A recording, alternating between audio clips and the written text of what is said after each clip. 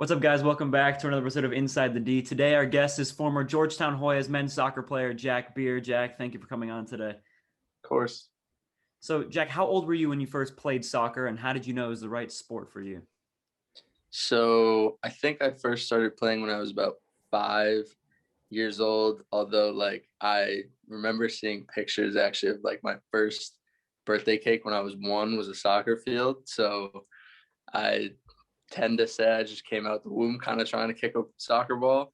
It was one of those things that just subconsciously kind of felt right. I played basketball, played baseball, and did other sports when I was younger, but soccer was just the passion for it and the ability in my position, which is attacking mid, to create and score goals was just too fun to, not keep going with. So Did you have any mentors, any people in your life that were pushing you to try and, play soccer more? Was there anybody who was there with you throughout your whole journey that you feel like played a crucial part? yeah, I mean, a couple key coaches and that I can think of. One, when I was really young, I mean, by the age of 10 to 16, this guy named Randy Pink, actually, he was the first guy I think of as a soccer trainer, and we just almost every day, every week, would just work on foot skills and the little tiny details of technical work. And that, he was one of the guys that really pushed me to develop, and in that age in particular was so important to develop the technical side before all the physical side of it and tactical side of it came into play. So he was definitely a big influence on me. My club at New York Soccer Club, pretty much all of my coaches there, but one guy in particular, Christian Gonzalez, who's a great coach. It's the technical director there, had such an important influence on me. I'd say attacking wise, I'm kind of a player who likes to be unselfish. So I think he, more than anyone, realized that I kind of had the talent that deserved to be selfish and have it be me the one taking the shots and scoring the goals sometimes. So he really helped me mentality wise, I would say, develop into the player that he thought I could be, which I think did me well for the future. And then at Georgetown, I had a great coach in Brian Weiss, and he did wonders for me personally. I struggled a bit my freshman year just because I was so used to playing all the time. Those struggles are totally real. Again, mentally, to go from a 90-minute player to maybe like a 20-minute, 30-minute, 45 guy sometimes. So I was continuously talking with him just about how I can stay confident, how I can keep my head level when maybe I know I'm not going to be the guy all the time. So he helped me kind of ground myself in that way. And just our last year in 2019, when we won the national championship, it was a real team of 18, 20 guys that would step on the field, not just 11. So it really helped to have that mentality going forward. So yeah, I mean, those are a couple of guys to mention, I guess. Do you think that these people in your life helped you in terms of motivation along your journey to college? Yeah, totally. I think there's always going to be tough times and times where you doubt, you're going to come to a point where you question how far you can make it. And there's a ton of decision making, obviously, leading up to going, pro or going to college. And those guys were, I think, the biggest thing that I can mirror from them and advice that I would give is that the mentality to keep working harder and keep motivated is probably more important than those decisions will actually ever be. It's just, you want to be the constant in the process that can kind of not fit in anywhere, but you'll always be motivated and keep working. So those guys definitely did it for me. Yeah. Right. So I know some people say it's a game time decision, just with some of the kids that graduated from our high school. But how did you know you wanted to play college soccer? What was the nail in the coffin there? Um, I think kind of just organically you develop this drive to want to compete against the best players. When you're up there and you keep improving. So, college for me was definitely the next step of players where, you're not just playing in your age group anymore in, high school or club soccer. You're playing with guys that are way older than you, sometimes 5 years older than you.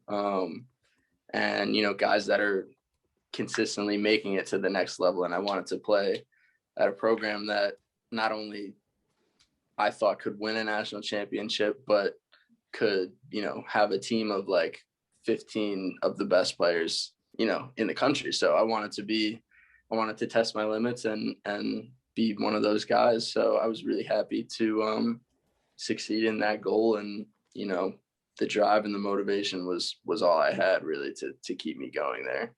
And Georgetown was obviously the right option, considering the national championship did come for you guys in 2019. So that's a pretty exciting thing. We can get to more on that later. Yeah. Did you always have, did you always know that you wanted to go to Georgetown, or were there other schools that you were kind of thinking about and other schools that you maybe had your eyes on before Georgetown? I gotta be honest, I was really ignorant to the whole college process. And I think honestly, a lot of kids these days, just speaking off my experience, they're always looking for information because there isn't a lot out there about, what the right decision is or what the process could be leading up to playing in college. But for me, I definitely thought Georgetown was the right place for me academically. And yeah, I mean, all of the pieces kind of fell into place. So I thought it was a really good choice for me. And it was a few hundred miles from where you grew up in New York. Did that have any influence on your decision at all? Just that it was sort of close to where you grew up? I thought it was like a good balance of far away, but not too far away, that I could experience something that I would kind of, a culture and a place, especially DC, which is like just an amazing, Georgetown was an amazing city, amazing town to be around.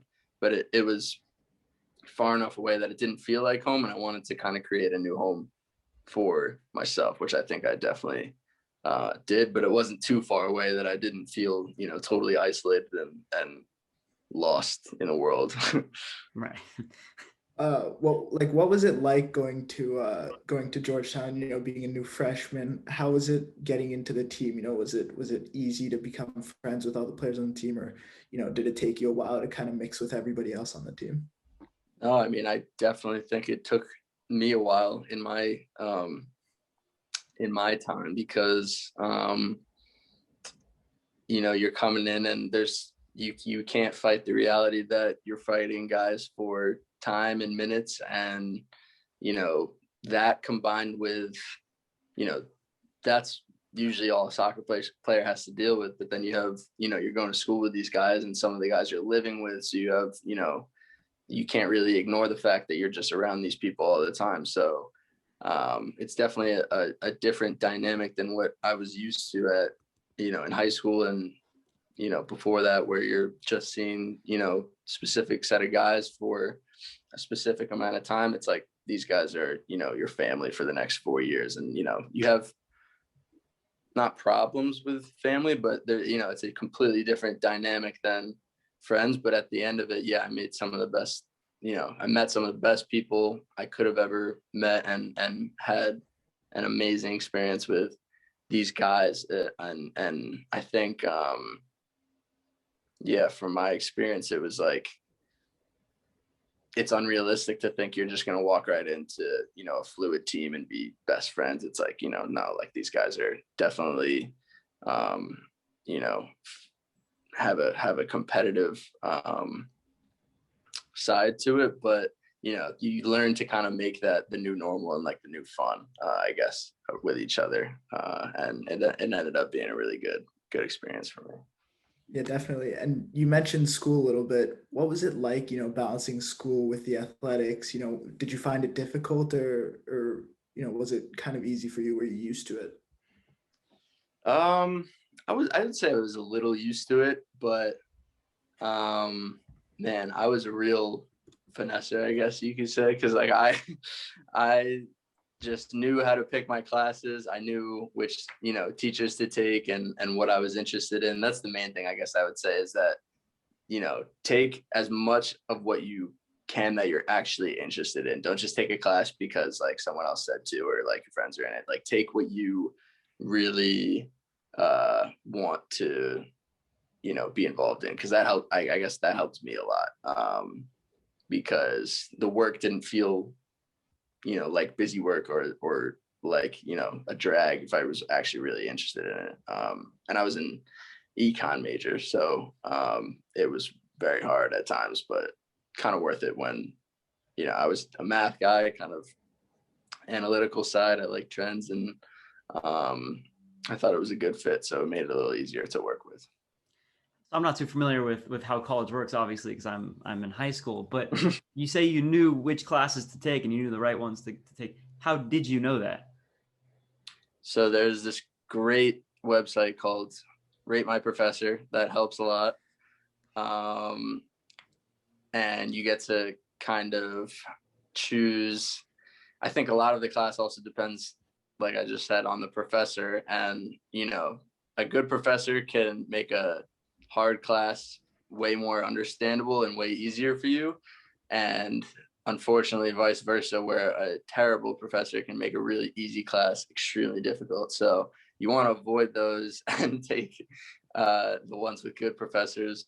But also, at least my college had kind of like you have more free elective opportunities. So with those, you get like I think your freshman year you kind of get to experiment with some core classes, and then once I think like midway through your sophomore year basically is when you have to choose your major, and by that time you just want to have a pretty good idea of generally like what interests you. It doesn't have to be this specific thing. I'm a big proponent in like I'm a big believer in that your major doesn't truly determine where you're going to be 2 years later, 4 years later, who knows.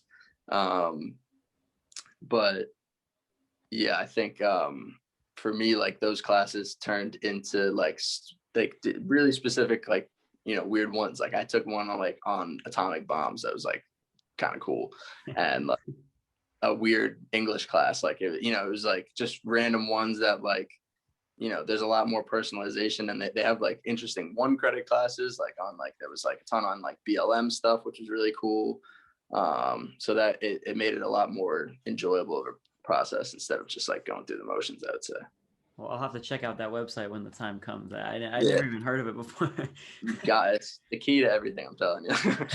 That's great to know. That's great to know. So when you started off your soccer season for your freshman year, do you remember scoring your first goal? Yeah, I do remember scoring my first goal. It was against Creighton. It was probably like the worst goal I've ever scored. It was just a terrible rebound. I was lunging, kind of like stuck my foot out, and scored from basically 2 yards away. And I remember like we were playing really, really terribly in the first 30 minutes. So inside I was like jumping like a little kid, but we were playing so terribly that no one even was really celebrating it with me. So it was like, let's get back and like try and win this game. But it felt really, really good to be able to say that I scored my first goal in college and for Georgetown. So that was pretty cool. As a freshman as well. That's very impressive. Thank You you. do you have like a moment that's kind of like your favorite from your college career, that stands out to you, that you like love to point out all the time? Yeah, there's two that I guess would fight with, which is one I scored in the Big East final. I scored the winning free kick to win us that tournament, and then the other one would be when I guess there's a third. When I scored my penalty kick in the national final, or when our goalkeeper obviously saved the winning one. Honestly, I think that penalty kick would win it for me, because as my coach would know, I went through a lot of like mental battles to fight just with, like I mentioned earlier, with my confidence and trying to adjust to his system and my personal goals with the game. And just before the final, in the Big East semifinal, we had gone to penalties, and I had missed. I was on the sheet to take them. We have a sheet of like 10 guys. I was in the first 5, and I just remember being like super, super, super nervous before. All I could think about was just like, what if we go to penalties? I don't want to miss. And of course I missed, because I was thinking about that. And when it got down to the Ncaa tournament, specifically the final, like I'm just thinking every time the game is tied, I'm just thinking like, is it going to go to penalties? Like every elimination game. And of course, the one game it goes to penalties in the national final. And I know my coach is too stubborn to take my name off the list because he picked me to shoot. And I did know he had that belief in me. So that moment when, I stepped up and put it to the left when the keeper dove right, was just like pure satisfaction for me that I made it through that and could contribute like that in that type of moment. So I think that was definitely the one that tops it. And then how did it feel to get your hands on the trophy after you guys won the national championship? Man, it was pure ecstasy. It was unbelievable. I didn't know. I was crying. I was laughing. It was pure emotion. It felt like I was on the top of the world. And oh my God, it was so fun just to be around all the guys, and just to, the best part about it was honestly sharing it with everyone else. Like I don't play basically, for me, like I love being a part of the team. I love doing it for other people, even scoring a goal. It's like someone just assisted you, it's like, that's what it's about. So being there and spending, that night with those guys was like, it's just one of the best times of my life. And you think the morale of the team, if everyone sort of thinks that way, as you guys are more of a team rather than an individual or a couple of individuals getting on the score sheet, do you think had anything to do with helping you guys win the national championship or getting that far in the tournament?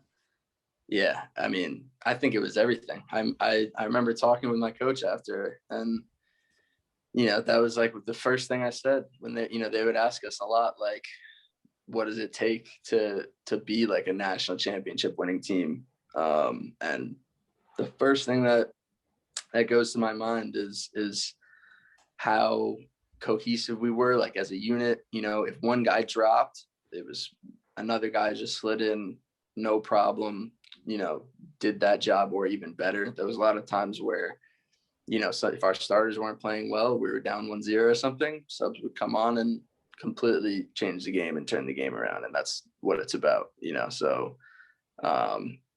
it's also not, common that you find a group of guys like that can kind of put their egos aside, within that competitive environment and really sacrifice their spotlight for the team. So that was so special to see from like, freshman to senior. It was like so fluid. And we had, I think like, 5 freshmen out of the 10 that were going to take penalties. So, that shows that we can trust our young guys. We can, it doesn't matter where you come from or what status you have, like everyone was equal when they stepped on the field, and it just completely helps everyone be like, okay, today I could be the guy. So it was amazing to be a part of.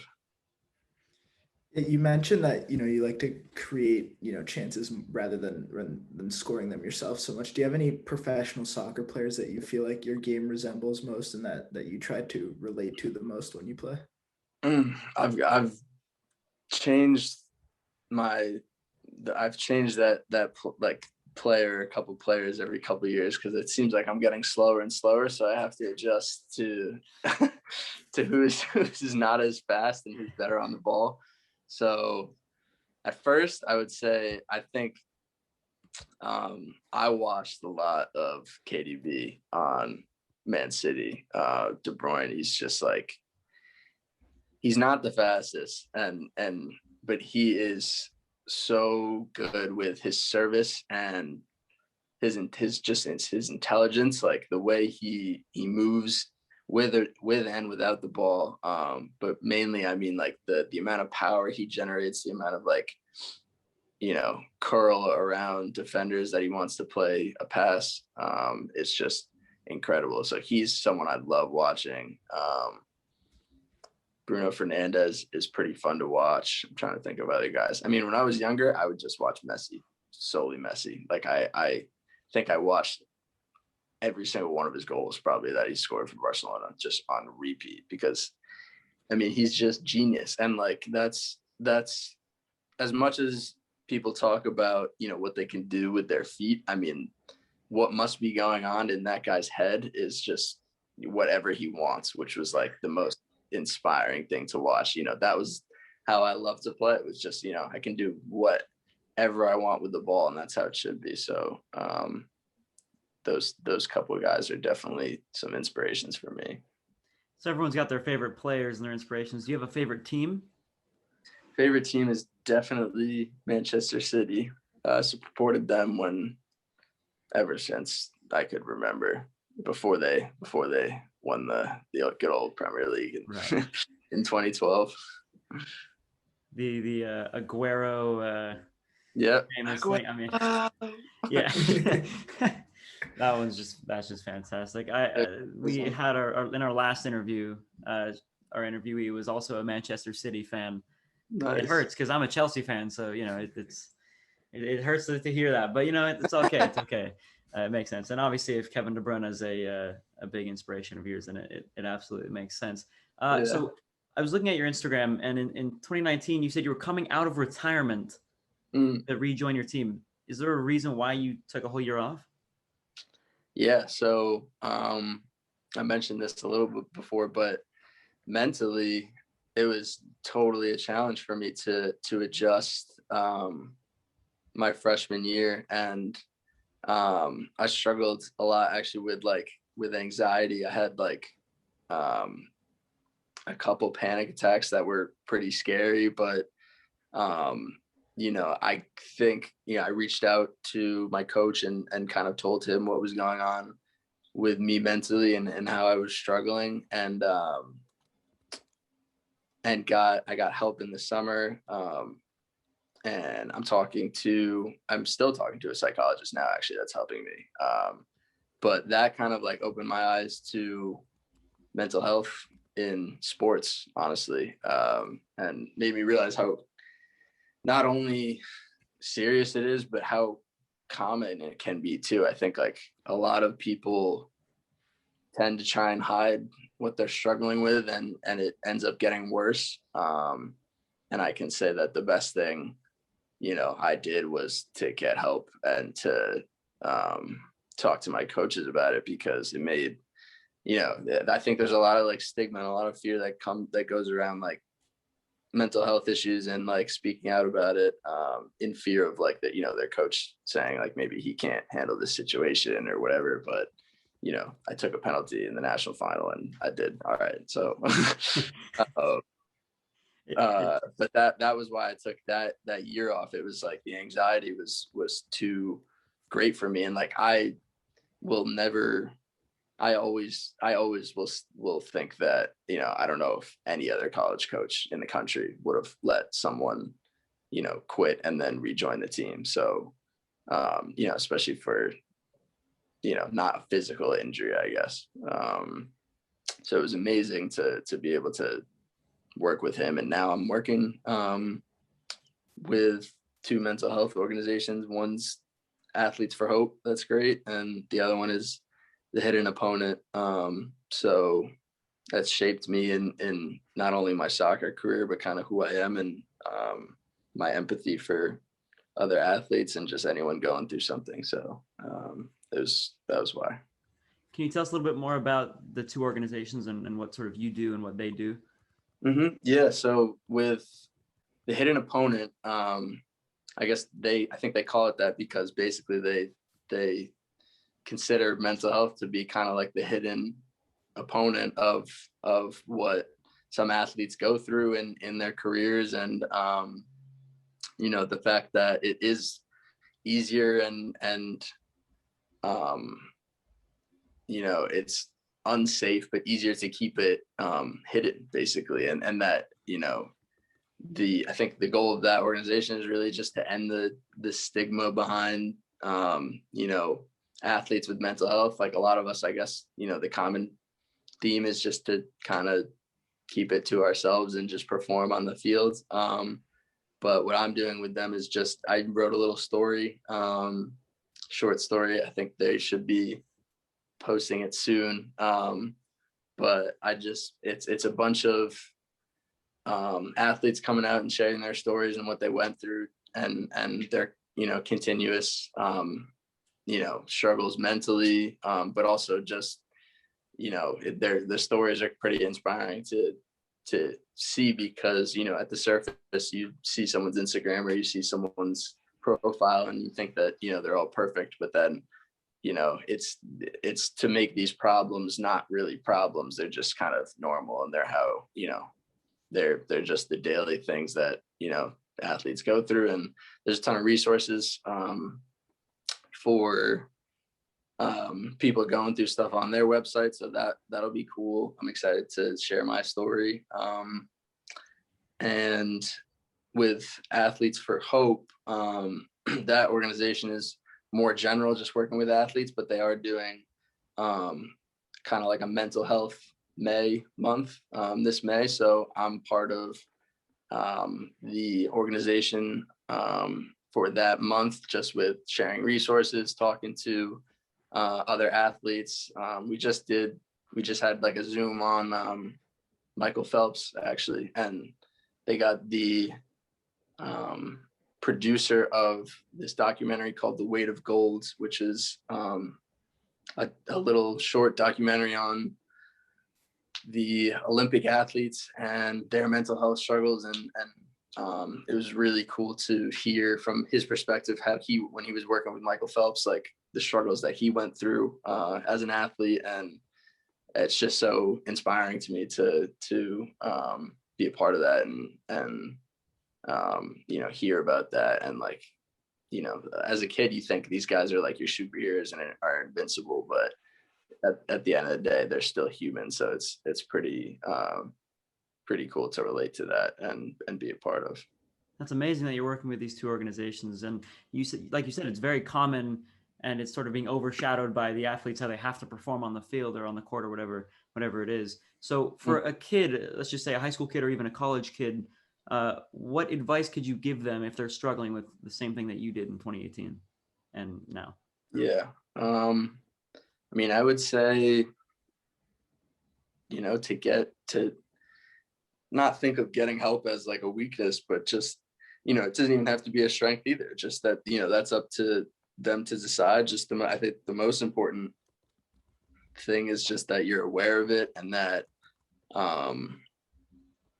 if it gets to the point where it's interfering with, how you operate on the daily basis, like there's absolutely no shame in getting help from your friends, family, reach out to a psychologist or a psychiatrist, get help. And it's not going to be a perfect journey at all. But the mental side, I just can't emphasize how important the mental side of it is compared to the physical side, because, you can run as much as you want, but, your mind is what's going to push you to keep running and keep going. So that's the foundation of it. So yeah, there's totally no shame in that. And it's just as important as anything.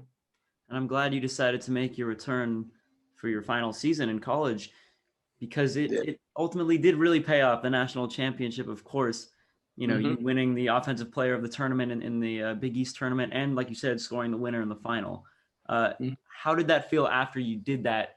knowing all the struggles that you had the year before? I mean, it was I couldn't explain the amount of like satisfaction and gratification I got from, especially getting the player of the tournament and winning the Big East. I mean, I just basically proved to myself that, I stared, fear in the eye and was like, look, I could, perform at this level. I can,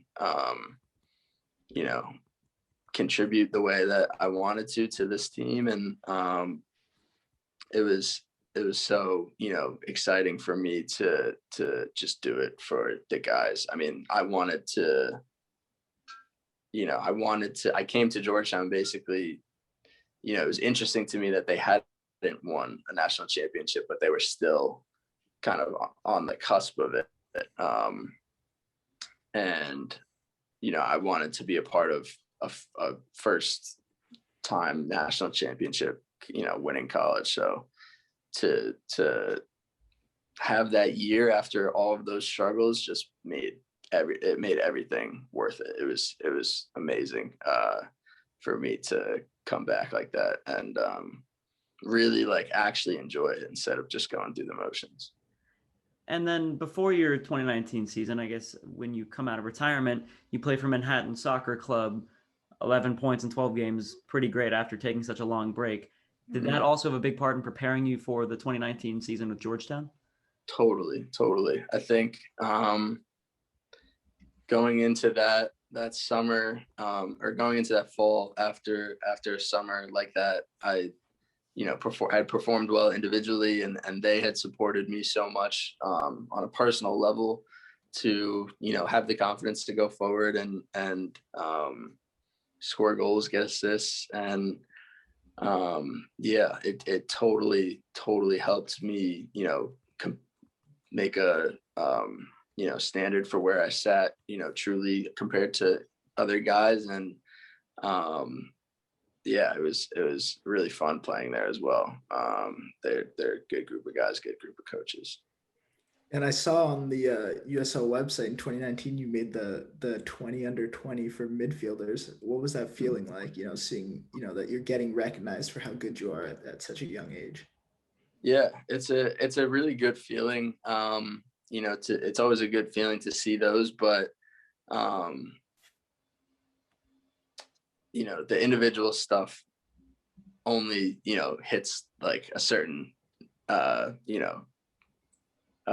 pleasure point, I guess you could say at some point. I think like, especially for Georgetown, it was always team first. So seeing those things was super nice. But nothing was, it was more disappointing, I guess, not to keep going in the playoffs and keep going, so it was really cool. It was really cool feeling to be recognized like that. But I guess I was more concerned with, how we were doing as a team and all that stuff.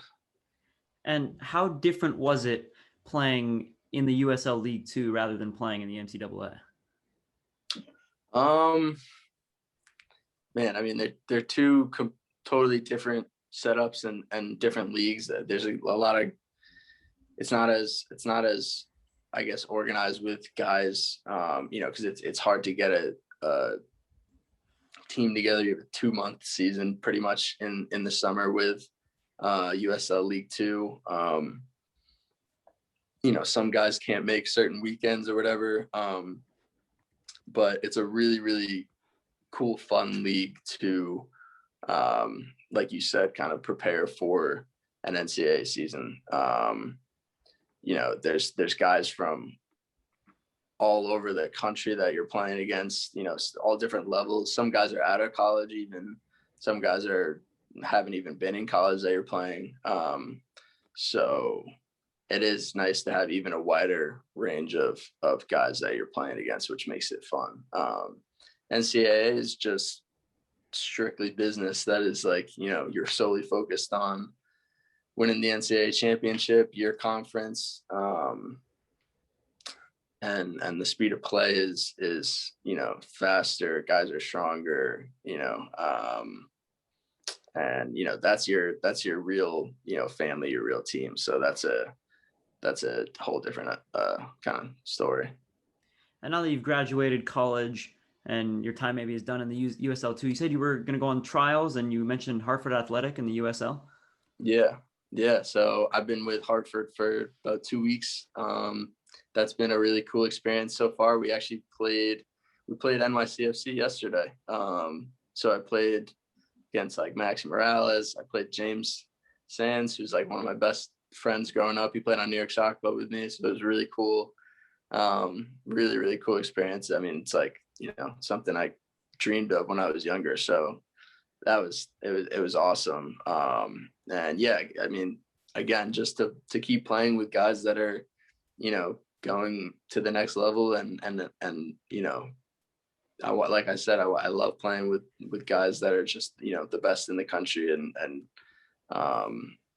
I like testing myself. So we'll see how this is, going. It's week 2. I think I'm getting a progress report like tomorrow. So we'll see how that goes. But yeah, it's been good so far. What would you say then is your main goal for soccer if you decide to stick with soccer? Main goal, if I decide to stick with soccer, would be goals are difficult because especially in time like COVID, they change all the time. But it would definitely be to go to the MLS at some stage. I think more individually, it would just be to get to the level that I think I where I just play the best. I think it's hard to say like, well, I want to go here, I want to go there. I kind of just want to be the best that I know I can be, and just work insanely hard to, if soccer's what I'm doing, I'm just going to work as hard as I can to be the best player I know I can be, and wherever that takes me, it takes me. But MLS would definitely not be a bad point to get at, considering I know I can be at that level, and I played with a ton of guys that are at that level. So that'd be pretty cool for sure. While I was researching you, I saw that you're also, a marketing strategist. Is that something that you're also passionate about, that you do like on the side for soccer? Or is soccer kind of like the side thing for being a marketing strategist? Right now, I guess I'm still figuring things out, but I always have had a passion for marketing. I think within the soccer realm, I guess I would say my life purpose has always kind of been to like grow the sport in the United States, because I feel like it deserves more credit. So marketing, I see that if soccer, doesn't go the right way, then I see marketing as a good tool to keep growing my involvement in the sport and growing the popularity of it in our country. And I did an internship actually with New York City FC, where I worked in the office and did some game presentation stuff for them.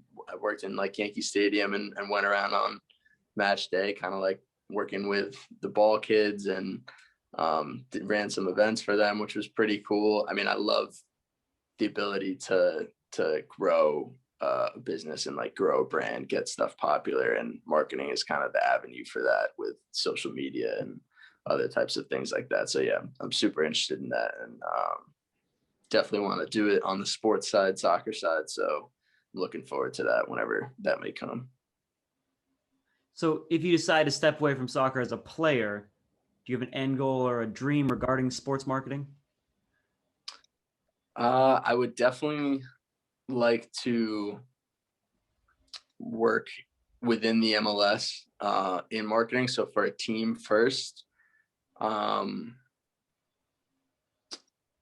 that be NYCFC, or if I move and, work for another team, so be it. But then I think I want to start to move into like the MLS realm, and, the actual MLS and US soccer, and do something there, because like I said, I mean, I just want to keep growing what soccer's given me in this country. And I know it can give so much amazing stuff to other, the next generation and other kids. So, I want us to get to a point where we look at like our guys, like we look at like LeBron and like, other guys, because I think it is the most popular sport in the world, I feel like, for a reason. And I feel like it's up to us if we want to adopt, all of the stuff it brings to all, all of the joy, all of the creativity. And I think we can get there as a country. We just have to get it out there. And that's what marketing's all about. So it excites me a lot, honestly. That's good, because it doesn't get as much attention as we hope so in the United States, of course, but it is the biggest sport in the world, obviously.